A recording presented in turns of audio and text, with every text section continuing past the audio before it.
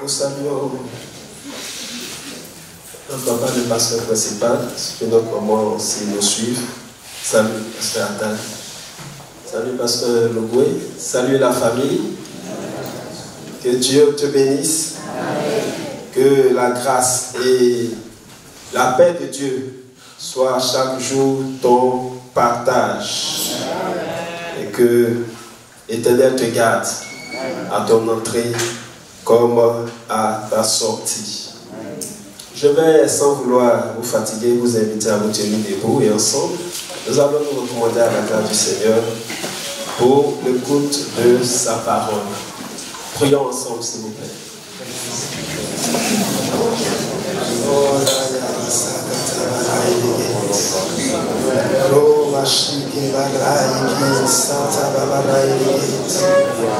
Gloire, honneur, puissance, louange, adoration à toi, le vivant, le roi.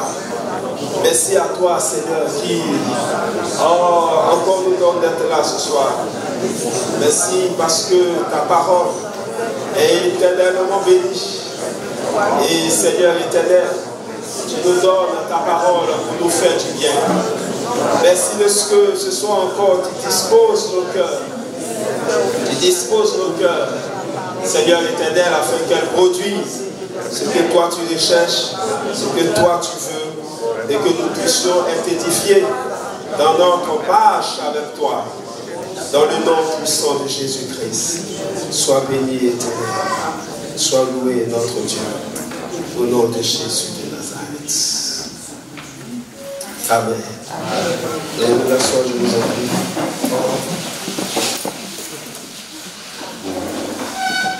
Bien-aimés, nous continuons toujours donc avec notre sous-thème qui, comme le pasteur l'a rappelé tout à l'heure, est entrons dans le ciel par la porte étroite, ouverte devant nous, par l'œuvre de la croix. Par l'œuvre de la croix. Vous savez, cette porte dont nous avons commencé à parler hier a aussi la caractéristique de déboucher ou de donner sur un chemin qui est resserré. Et pour cela, je nous invite à relire notre texte de base, le premier. Entrez par la porte étroite, car large est la porte, spacieux est le chemin qui mène à la perdition. Il y en a beaucoup qui entrent par là. Mais étroite est la porte, resserré le chemin qui mène à la vie. Il y en a peu qui les trouvent. Il y en a peu qui les trouvent. C'est une grâce d'être en Christ. C'est une grâce d'être en Christ, de faire le parcours avec le Seigneur et d'achever surtout le parcours avec lui. C'est vraiment une grâce. La porte, donc, comme je le disais, débouche sur un chemin qui est resserré. Un chemin resserré. L'expression qui est utilisée parle de presser, comme on appuie, presser, appuyer. Il dit contracter. Un chemin qui est contracté, un chemin qui est retréci. Le même mot est de façon métaphorique utilisé pour parler d'affliger, de troubler, de persécuter. De persécuter. Il évoque l'idée d'être exposé à des tribulations. Et ce chemin-là, c'est le chemin qui conduit à la deuxième porte d'Apocalypse 3:8. Donc c'est le chemin de la vie chrétienne. Ce chemin-là, c'est la vie chrétienne.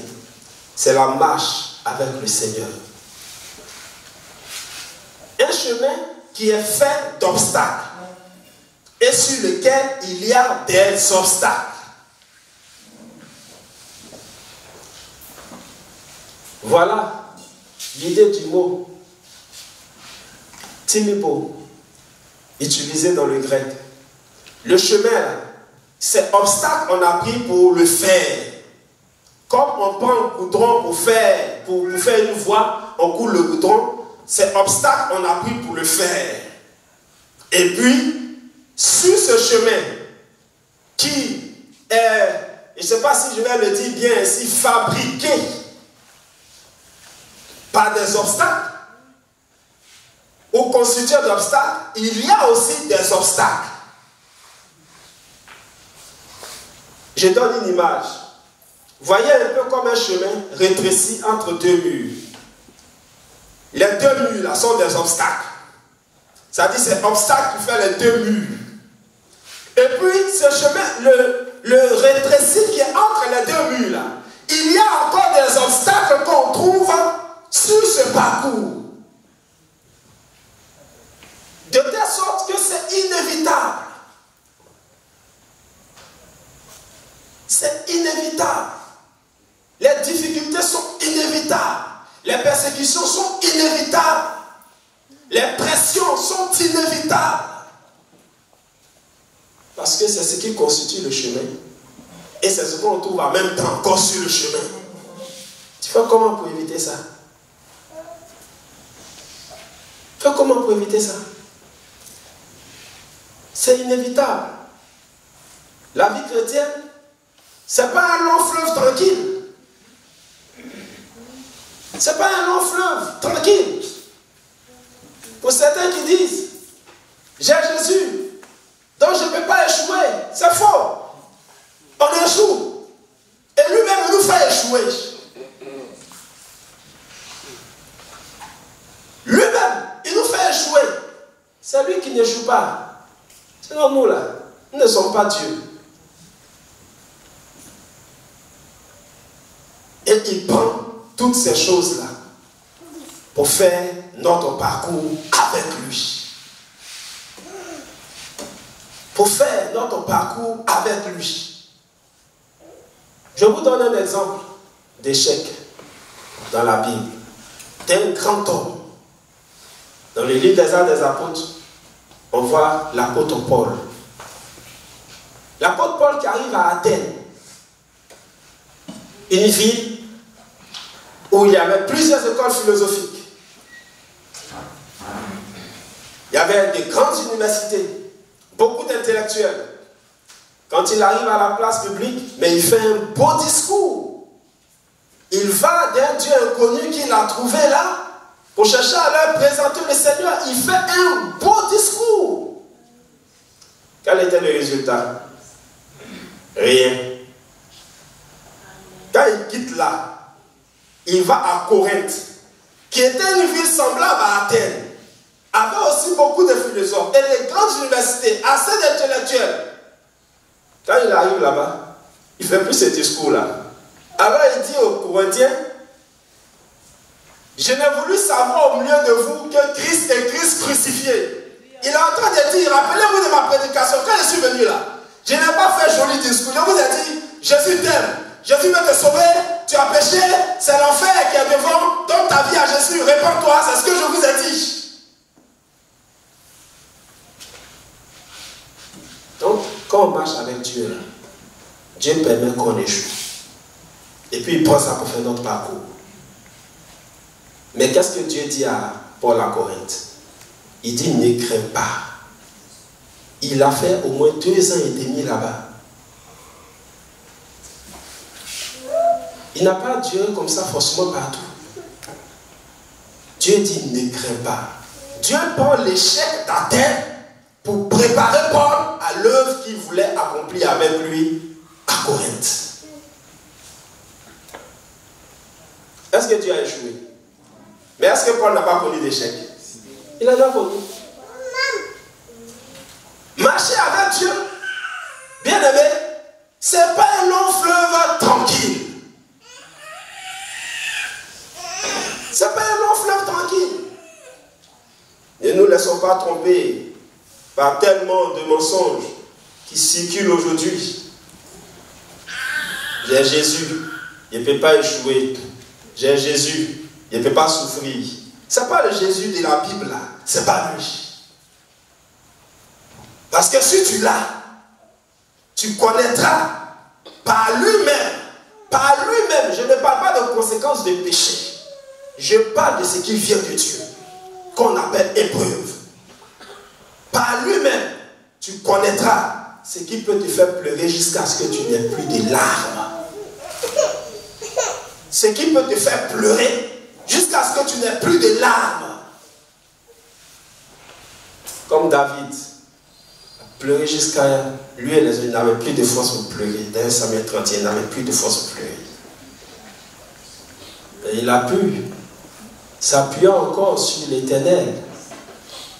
Il a pu s'appuyer sur l'Éternel pour rattraper les voleurs. Bien-aimés, l'expression resserrer fait penser à une image, celle du pressoir. L'idée du pressoir. Et pour cela, je vous envoie toujours dans Matthieu, au chapitre 26. On va lire là quelques versets. D'abord le verset 36. Là-dessus, Jésus alla avec eux dans un lieu appelé Gethsémani. Et il dit aux disciples, asseyez-vous ici pendant que je m'éloignerai pour prier. On va s'arrêter d'abord sur ce verset. Gethsémani. Un jardin sur le mont des Oliviers. Un jardin où il y avait quelque chose de particulier qu'on appelait un pressoir. Ça servait à prendre, faire sortir l'huile. C'était le mont des Oliviers. Donc quand on récolte les olives, on passe au pressoir pour ressortir l'huile. Le fait que Jésus se retirait souvent dans ce lieu pour prier, ce n'était pas un choix au hasard. C'était un choix qui parlait. Il y avait plusieurs lieux, mais c'était ce lieu-là. Et à la veille de son arrestation, il va encore dans ce lieu. Au verset 39, il dit, puis ayant fait quelques pas en avant, il se jeta sur sa face et pria ainsi. Mon Père, s'il est possible que cette coupe s'éloigne de moi, toutefois, non pas ce que je veux, mais ce que tu veux. Il dit, mon Père, si c'est possible, que cette coupe-là s'éloigne de moi, mais non pas ce que je veux, ce que tu veux. Quand il va vers les disciples, il revient, il prie encore. Verset 42. Il s'éloigna une seconde fois et pria ainsi. Mon Père, s'il n'est pas possible que cette coupe s'éloigne sans que je la boive, que ta volonté soit faite. La prière a changé.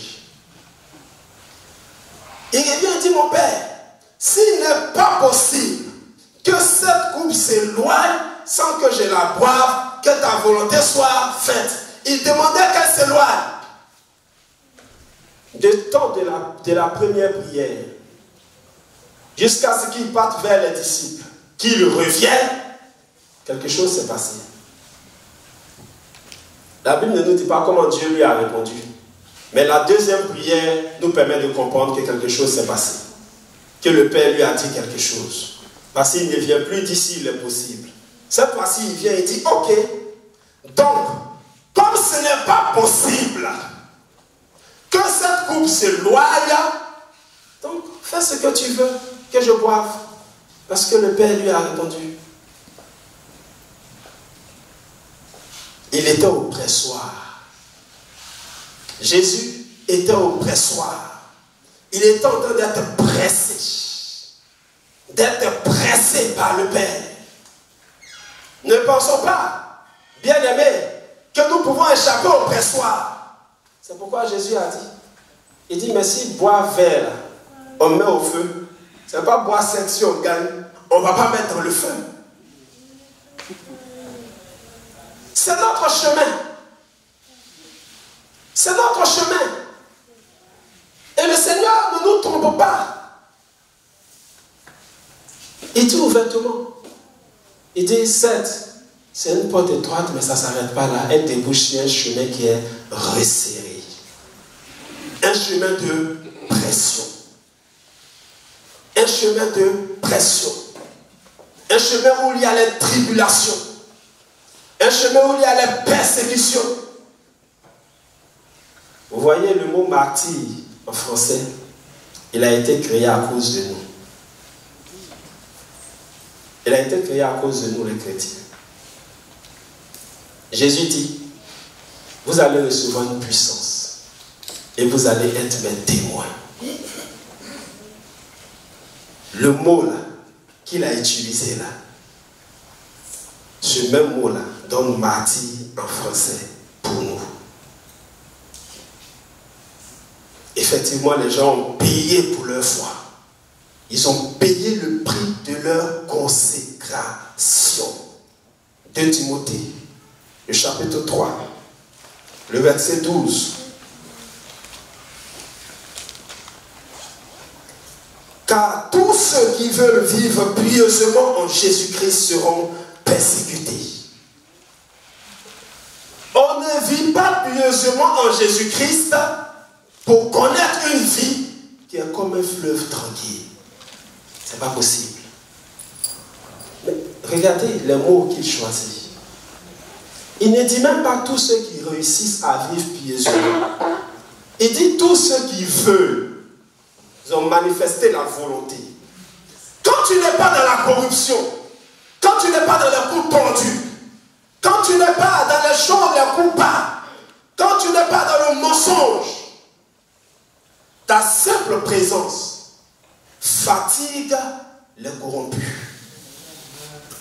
Ta simple présence, ça les dérange. Ils ne peuvent pas te supporter. Ils ne supportent pas ta présence.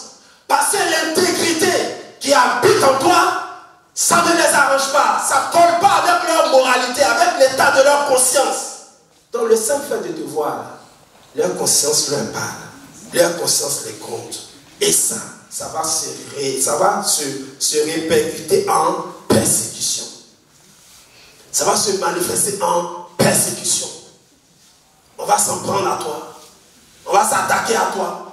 Parce qu'on sait qu'avec toi, on ne peut pas faire de coups bas. Ça ne peut pas marcher. Donc, il faut s'en prendre à toi. Il faut te tendre des pièges. Il faut chercher moyen de se débarrasser de toi. On fait toutes sortes de choses. Quand tu intègres, ta simple présence dérange. Tu n'as pas forcément besoin de dire quelque chose. Tu n'as même pas encore besoin de passer à l'action. Le simple fait qu'on sait que tu intègres, tu es attaché à l'intégrité, ça dérange. C'est normal que ceux qui sont dérangés là, ils manifestent, mais ils vont manifester comment? Ils vont manifester selon leur nature. Je ne sais pas si je dois l'appeler une philosophie de vie. Mais le Seigneur m'a appris ça dans la notion du pardon. Et m'aider à pardonner chaque fois. Je considère que si tu me fais le mal, c'est parce que tu es incapable de faire le bien. C'est tout. Parce que c'est ce que nous sommes que nous manifestons. J'ai compris ça avec le Seigneur. Je me souviens d'une nuit, dans un village de j'étais couché et puis par 2 fois une voix qui retentit dans le ciel. Le pardon, et ça m'a réveillé. Je me suis assis et il commençait à m'enseigner des choses, sur le pardon, même par rapport au ministère. Je le partage et chaque fois avec mon époux, je lui rappelle toujours cela. J'ai dit pour le ministère, la limite du ministère d'un homme de Dieu, c'est la limite de son pardon. Là où ton pardon s'arrête, ton ministère va s'arrêter là. Et dans la grâce que Dieu me fait d'enseigner aux étudiants ici, je leur ai dit ça. J'ai dit, là où ton pardon va s'arrêter, ton ministère va s'arrêter là. Il faut le comprendre. Et quand on parle d'amour dans l'église, j'ai dit oui, parlons d'amour, mais parlons plus de pardon. Parce que c'est le pardon qui protège l'amour. Quand il n'y a pas de pardon, l'amour ne peut pas subsister. C'est impossible. C'est ce que nous sommes, que nous manifestons.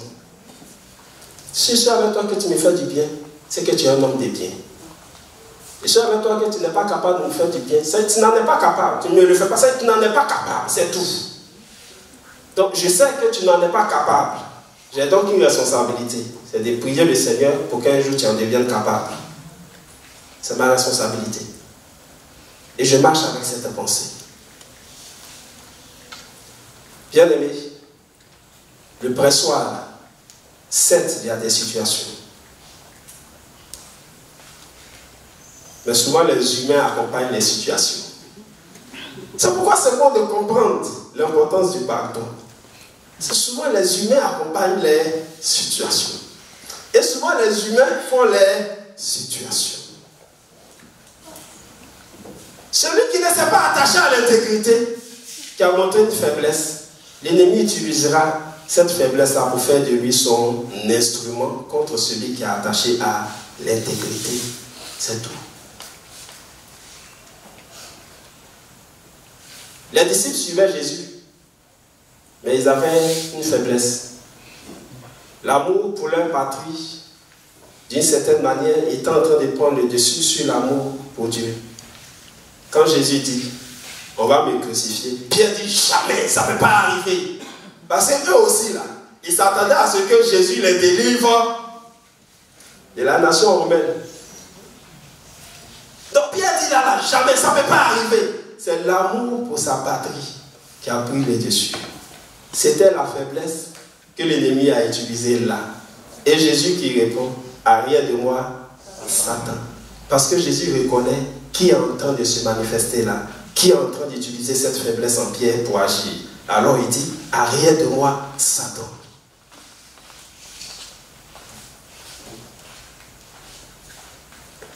C'est un chemin resserré. C'est un chemin fait de pression. C'est un chemin où les pressions ne manquent pas. Et le livre des apôtres nous le montre.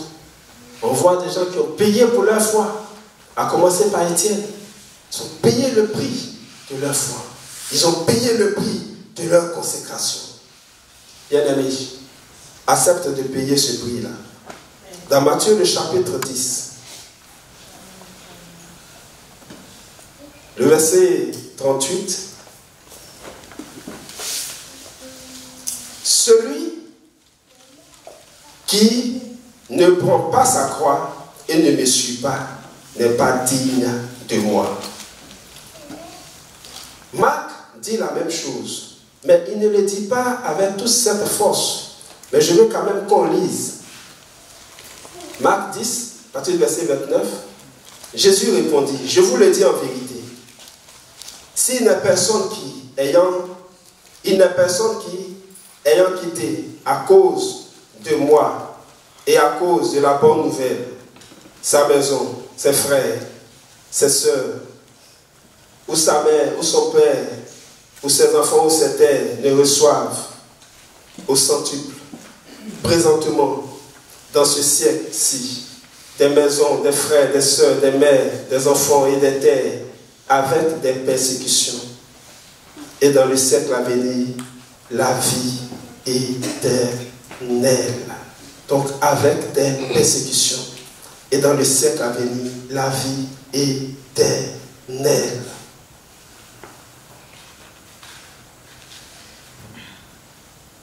Marc montre que les pressions sont attachées à notre appel. Il le dit d'une manière qui ne frappe pas tout de suite, comme le texte de Matthieu.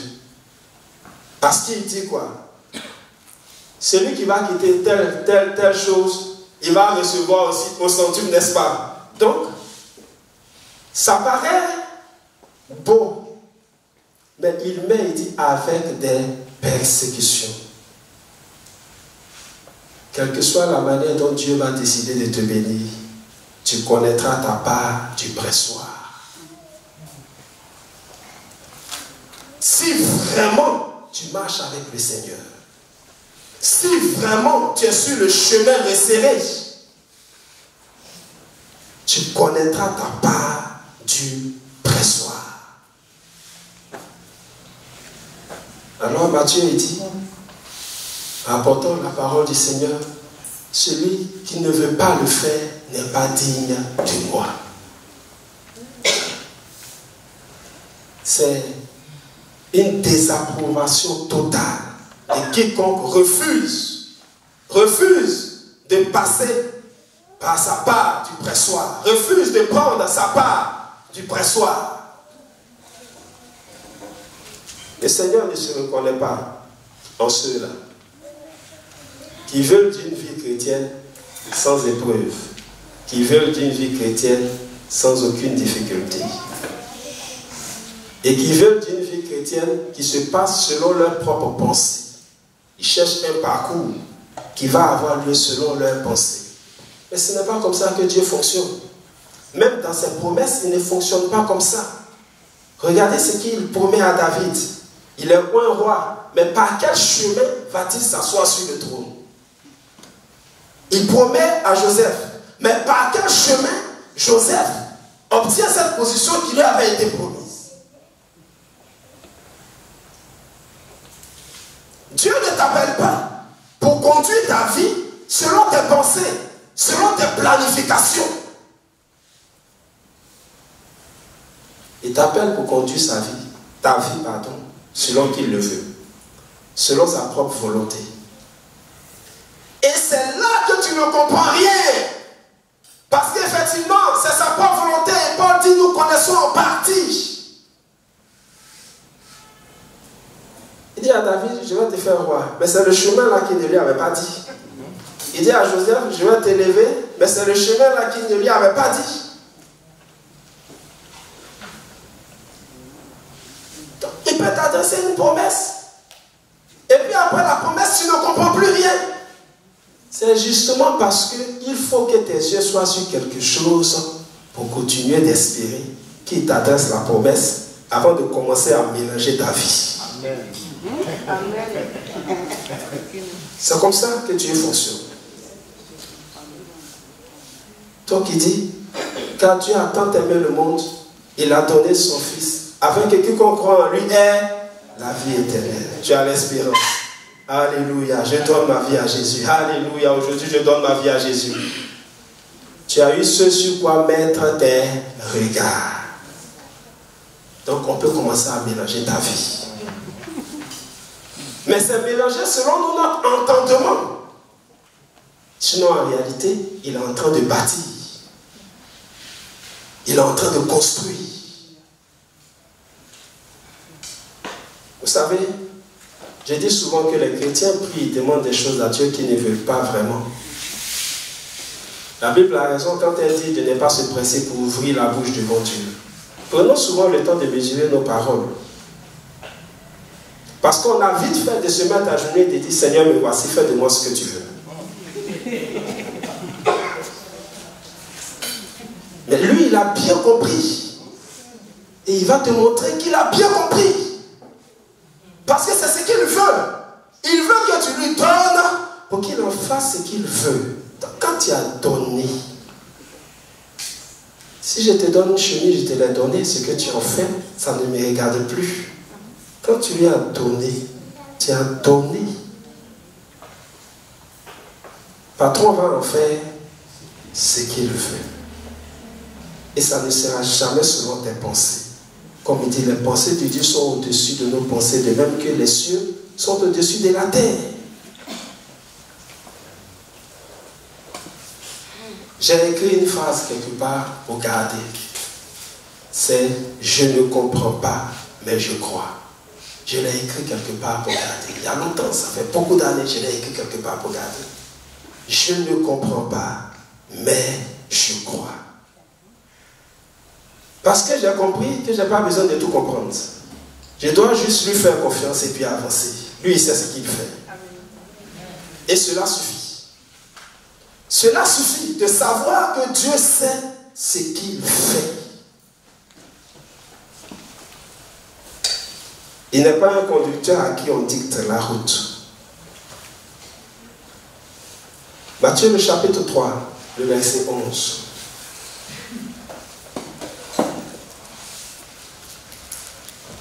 Moi, je vous baptise d'eau pour vous amener à la repentance. Mais celui qui vient après moi est plus puissant que moi. Je ne suis pas digne de porter ses souliers. Lui, il vous baptisera du Saint-Esprit et de feu. Ah, mais quand nous lisons cela, nous sommes contents. Et on veut être rempli de feu.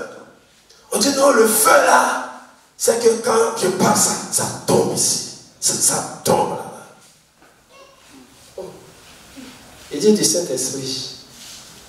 Dans Acte 1:8, il dit vous serez revêtus de la puissance. Oui, mais ce n'est pas en vain qu'il précise du Saint-Esprit et du feu. Parce qu'en fait, le feu là, il a deux faces. Et Pierre révèle la deuxième face. 1 Pierre 4, le verset 12. Bien-aimés, ne soyez pas surpris comme d'une chose étrange qui vous arrive de la fournaise qui est au milieu de vous pour vous éprouver. Pierre dit, ne soyez pas surpris de connaître le feu. Et Jean-Baptiste dit, celui qui vient et baptise du Saint-Esprit et de feu. C'est une médaille à double face. Une face, tu vois la puissance de Dieu. L'autre face aussi, tu vois la puissance de Dieu. Mais l'une dans des actions et l'autre dans la capacité qu'il va te donner à passer par le pressoir, à surmonter les épreuves et à continuer la route malgré les épreuves. Parce que certes, il dit le chemin est resserré. Mais c'est un chemin. C'est un chemin. Et le mot qui est utilisé là, c'est odos, qui veut dire une voie, un parcours, qui veut aussi dire doctrine, qui veut aussi dire voyage. Il y a ici l'idée d'avancer. Il y a l'idée de progrès. Un progrès vers quoi? Vers la statue parfaite de Christ. Selon que Paul dit, nous sommes transformés de gloire en gloire. Nous qui contemplons comme un visage découvert le Seigneur, nous sommes transformés de gloire en gloire. Dans 2 Corinthiens, le chapitre 3, le verset 18.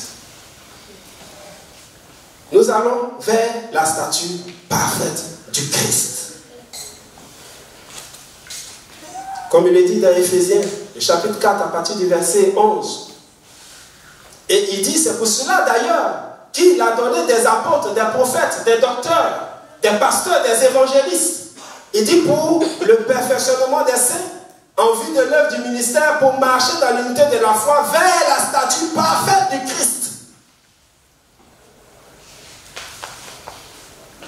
Donc, bien aimé, le chemin n'est pas resserré pour te tuer.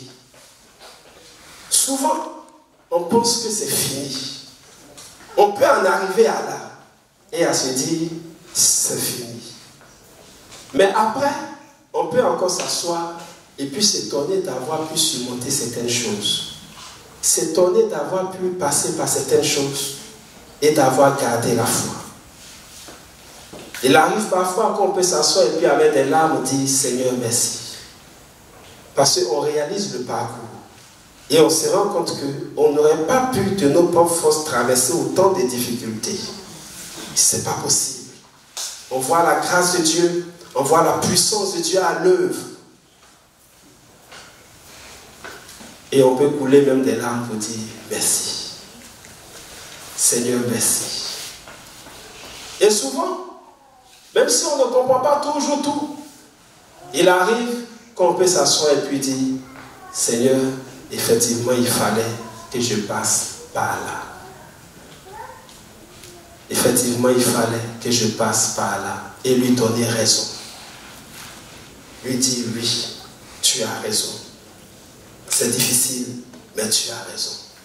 C'est pourquoi dans ce chemin, il nous promet sa paix. Comme il est dit, je vous donne ma paix. Je vous donne ma paix. Et il dit encore, vous allez connaître des tribulations dans le monde. Mais prenez courage, j'ai vaincu le monde. Jean 14, 27 et Jean 16, 33. Il dit, je vous donne ma paix. Sur ce chemin de pression, nous pouvons avancer avec la paix de Dieu. Si nous avons confiance en lui, qu'on ne passe pas par là pour nous détruire. Il ne nous fait pas passer là pour nous détruire. Mais personnellement, je me suis fixé un objectif. Chacun connaît ses épreuves. Mais j'ai dit toujours au Seigneur que jamais les épreuves de quelqu'un ne passent par moi. Qu'il m'en garde. Quand vous lisez l'histoire de la nation d'Israël, ils ont vécu des choses et Dieu a permis à certaines nations de leur faire des choses. Mais après, qu'est-ce qui se passe? Il les récupère. Seigneur, garde-moi. Chacun a son part du pressoir, mais ce n'est pas obligé que ça passe par moi.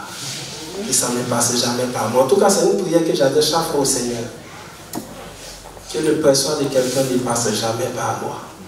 Qu'il m'en garde. Que la bénédiction des gens passe par moi. Voilà. Que puisse être une bénédiction en marchant avec lui. Simplement. Simplement en marchant avec lui. Il dit, je suis avec vous dans Matthieu 28, le verset 20, la deuxième partie. Je suis avec vous tous les jours jusqu'à la fin du monde. C'est-à-dire chaque jour de vos vies, selon les termes utilisés à l'origine, c'est chaque jour de vos vies et tous les types de jours. Donc chaque jour et tous les types de jours que tu vis, il dit, il est là. Ça ne va pas empêcher que tu sentes la solitude. Mais il est là. Il est là. Il est là. Alors que tu te sens seul, il est quand même là. Parce qu'il est fidèle à sa parole et il n'est pas en train de te détruire. Je vais lire ce passage pour nous arrêter. Nous allons prier. Hébreux le chapitre 2.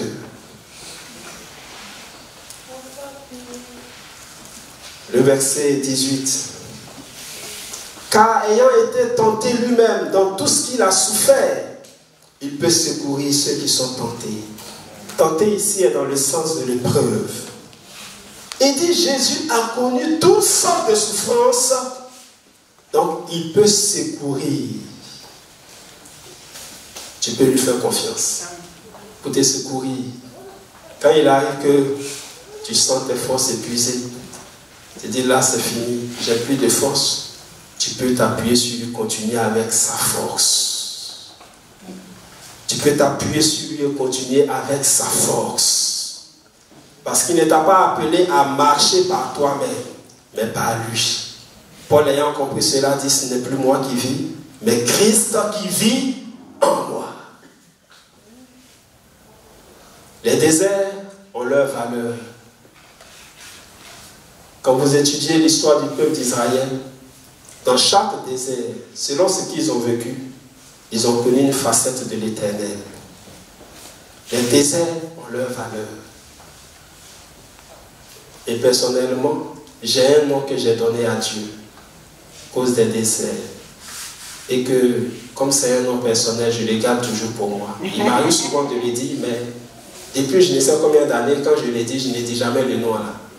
Mais souvent quand c'est chaud, je regarde et puis je lui rappelle ce nom que je n'ai vu nulle part dans la Bible, mais selon ce que j'ai traversé avec lui, je lui ai donné ce nom. Les noms que vous voyez que les gens ont donnés à l'Éternel dans la Bible, c'est selon ce qu'ils ont traversé avec lui. Les déserts ont leur valeur. Et si tu comprends cela, tu connaîtras des facettes que Dieu veut te faire connaître. Et il y a des choses souvent il va te faire connaître à toi et à toi seul. Et pour cela, il va exiger à toi et à toi seul souvent une certaine attitude qu'il ne va pas exiger à quelqu'un d'autre à côté. Chacun a son chemin avec Dieu, bien-aimé. La pression est générale, en même temps individuelle. C'est une généralité de vie chrétienne. Mais dans ce parcours général, chacun a son parcours avec le Seigneur. Pouvons-nous baisser la tête et prier le Seigneur, Seigneur. Oh, Raya Masaka Baraïdegit. Shimaso Kibabaraba Shidegit. Ramasaka Tabashidegit So Makantobash. Comment te dis que je ressens? Tes bienfaits sont trop grands. Du fond de mon âme coulent des larmes qui traduisent mes silences. Comment te dis que je ressens? Tes bienfaits sont trop grands. Du fond de mon âme coulent des larmes qui traduisent mes silences. Que ma vie soit une fleur, un parfum pour toi, Seigneur. Que ma vie soit une fleur, un parfum de bonne odeur, un parfum de bonne odeur. Devant toi je te réponds. Fais de moi ce que tu voudras. Devant toi je me réponds. Fais de moi ce que tu voudras. Comme l'argile devant le potier, donne-moi la forme qui te plaît. Fais toutes choses en ton temps. Je serai toujours confiant. Seigneur, observe mes voies. Garde-moi près de ta croix. Je voudrais habiter chez toi tous les jours ici-bas. Oui, comme l'argile devant le potier. Donne-moi la forme qui te plaît. Fais toutes choses en ton temps. Je serai toujours confiant. Seigneur, observe mes voies. Garde-moi près de ta croix. Je voudrais habiter chez toi tous les jours ici-bas. Que ma vie soit une fleur, un parfum pour toi, Seigneur. Que ma vie soit une fleur, un parfum de bonne odeur. Devant toi je me réponds. Fais de moi ce que tu voudras. Devant toi je me réponds. Fais de moi ce que tu voudras. Une dernière fois, que ma vie soit une fleur, un parfum pour toi, Seigneur. Que ma vie soit une fleur, un parfum de bonne odeur. Devant toi je me réponds. Fais de moi ce que tu voudras. Devant toi je me réponds. Fais de moi ce que tu voudras. Bien-aimé, ce soir j'ai ce sujet que l'Esprit de Dieu me met à cœur. J'aimerais qu'on se tienne debout et nous allons prier uniquement dans ce sens. Je veux t'amener à bénir Dieu pour ce que tu connais déjà comme très soir, pour ce que tu as connu comme ta part de pressoir jusqu'à maintenant. Pouvons-nous ensemble bénir le Seigneur pour ces choses-là? Le bénir en lui disant que oui, nous le faisons confiance. Et qu'il ne nous a fait passer par aucun pressoir dans l'intention de nous détruire, mais plutôt de nous bâtir selon qu'il a voulu. Prions le Seigneur, s'il vous plaît. Oh, Rabashata Baraya. Riyabasata Baraya Kanshaya. Voulons te bénir, Seigneur, tu es vivant et vrai. Te célébrer, tu es vivant et vrai. Pour toutes sortes de déserts, toutes sortes de pressoirs, jusqu'ici. Seigneur éternel, toutes sortes de situations jusqu'ici. Toutes sortes de difficultés jusqu'ici. Ta parole est la vérité, tu es notre Père. Tu es notre Père qui nous aime et nous sommes tes enfants bien-aimés. Ta parole est la vérité, tu nous aimes.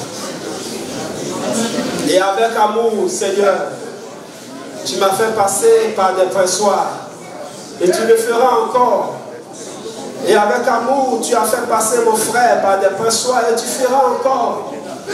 Et avec amour, tu as fait passer ma soeur par des pressoirs et tu feras encore. Pour nous témoigner toujours ton amour. Apprends-nous, oh Dieu, à comprendre comme toi. À voir comme toi. Apprends-nous, oh Dieu, à regarder comme toi. Pour marcher dans ce chemin resserré, selon ta doctrine. Seigneur, apprends-nous à regarder comme toi pour pouvoir te bénir. Te bénir. Te bénir pour les choses qui font pleurer. Te bénir pour les choses qui font pleurer. Oh Dieu vivant et vrai. Oh Dieu vivant et vrai. Il est fidèle, fidèle. Il est fidèle, fidèle. Mon Jésus est fidèle. Mon Jésus est fidèle. Mon Jésus est fidèle. Mon Jésus est fidèle. Je ne peux imaginer combien ça coûterait. À la croix, il a pris ma place. Jésus s'est donné. Oh, je ne peux imaginer combien ça coûterait. À la croix, il a pris ma place. Jésus s'est donné. Oh, il a pris ma place. Il a pris ma place. Il a pris ma place. Oui, Jésus a pris ma place. Oh, il a pris ma place. Il a pris ma place. Il a pris ma place. Jésus a pris ma place. Il est fidèle. Il est fidèle. Fidèle. Jésus est fidèle. Fidèle. Oh, fidèle. Oh, Jésus est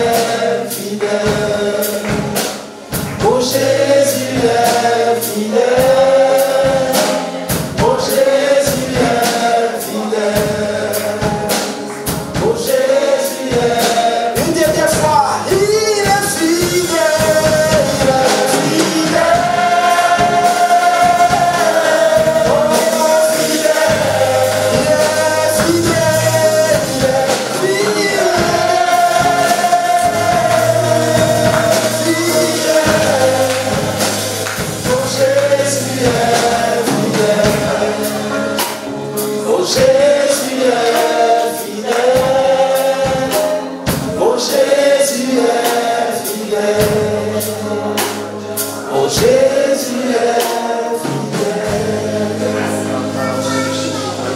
Veuillez vous asseoir, je vous en prie. Pour lever les têtes, je vais laisser la place.